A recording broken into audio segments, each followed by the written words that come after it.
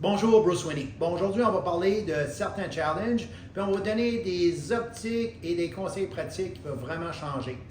Comment qu'on a des désaccords en ligne ou comme des professionnels qu'on devrait être réguliers, des éliminations. On parle des éliminations, on devrait être au quotidien, chaque jour au moins une élimination. Par contre, l'étude a tout le temps dit qu'on identifie quelqu'un qui a des problèmes ou qui est constipé, qui ont juste l'élimination 3 fois par semaine ou moins. Les choses changent. On a tellement d'études avec notre système digestif, notre système immunitaire. On sait maintenant, quand on n'est pas régulier, c'est un débalancement hormonal, c'est un débalancement avec nos glucoses sanguins, avec l'insulince résistante, ça entraîne l'inflammation et aussi votre énergie, comment est-ce qu'on se sent, on n'absorbe pas des nutriments.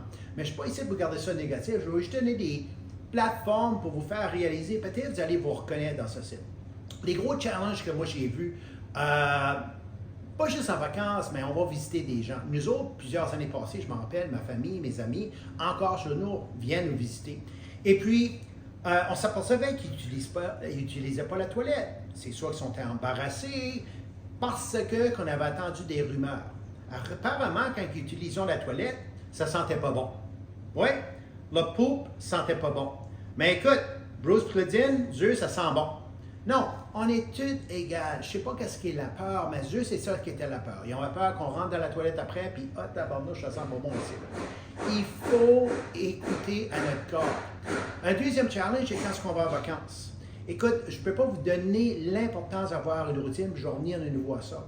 Mais une histoire que je vais vous conter, c'est avec deux de mes amis, c'est quasiment des frères et sœurs, on était à Tulum, au Mexique. Puis on marchait sur le bord de la plage, la 5e journée. Puis je garde à mon ami, parce qu'on a une relation, c'est vraiment intime notre relation, puis je dis, y a-tu quoi je devrais savoir, t'es-tu enceinte? Ah, dis Bruce, elle dit non, elle dit, j'ai pas été à la toilette depuis qu'on est arrivé. Parce que je veux dire, t'as pas été à la toilette depuis qu'on est arrivé. Ah oui, là ça bouge plus, là, c'est bloqué bien raide, je suis enflé, je fais des migraines, j'ai pas d'énergie, je me sens bien, je me sens pas bien, tu sais.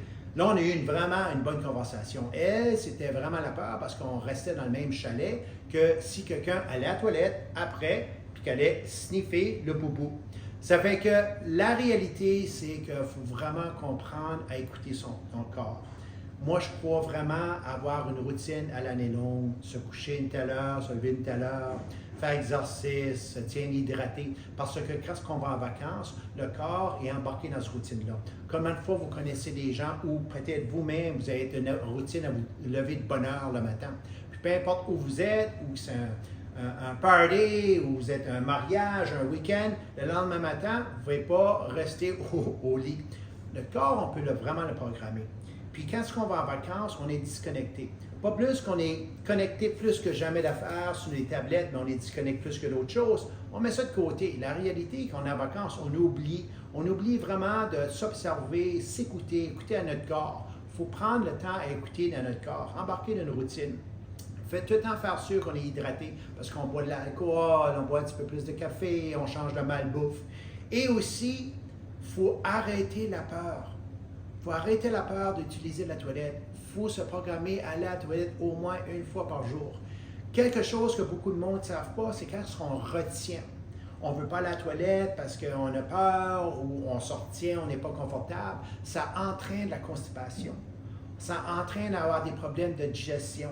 Il y a beaucoup de problèmes reliés à la constipation, avec métabolisme, maladie cardiovasculaire, l'insulince résistante, l'insuline, glucose sanguin, malabsorption de nutriments. Alors, il faut vraiment apprendre à s'écouter.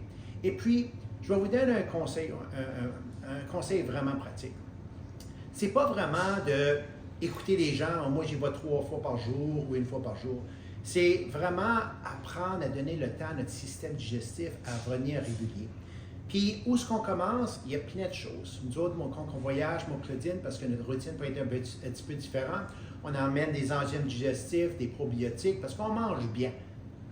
Qu'est-ce que j'essaie de vous dire? C'est qu'il y a plein de trucs pratiques pour vous tenir régulier. Oui, on est sur une mission pour manger plus de fibres alimentaires. Puis, pour finir avec ça, je vais vous donner le meilleur conseil pratique parce que Bruce, qu'est-ce que je mange? Quels fruits, quels légumes? Peut-être le monde différent d'opinion. Ça fait des années qu'on mange beaucoup de fraises et de bleuets. On sait qu'ils sont bons pour la santé. C'est temps d'adapter les framboises. Les framboises ont 2 fois plus de fibres alimentaires que les fraises et bleuets, sont moins chers, ils goûtent bon, les enfants vont le manger. Puis, si vous écoutez des personnes qui disent les fibres insolubles ou peu importe qui décrivent tous les différents types de fibres, on a les 2 types de fibres dedans. Alors, adaptez et commencez à manger des framboises cette semaine, ils sont moins chers, ils coûtent meilleur, sont bons pour vous autres.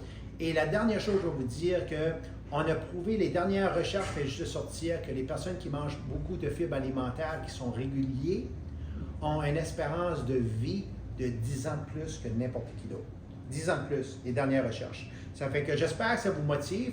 Puis, apprenez que si vous mettez du jugement sur vous autres, ça ne marchera pas. Commencez un pas à l'avance. Je ne sais pas qu'est-ce que c'est, pourquoi vous vous retenez, mais il faut vraiment apprendre à se comprendre et se donner l'habilité de bouger. Et faire les éliminations, c'est extrêmement important pour la santé. Santé mentale, santé du métabolisme.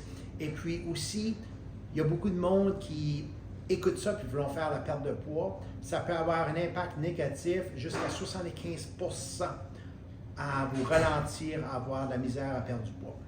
Bon, j'espère vous motiver. Les framboises, on va bouger, on va s'hydrater et on va avoir moins peur d'utiliser la toilette. En plus, on va commencer à s'écouter. Merci.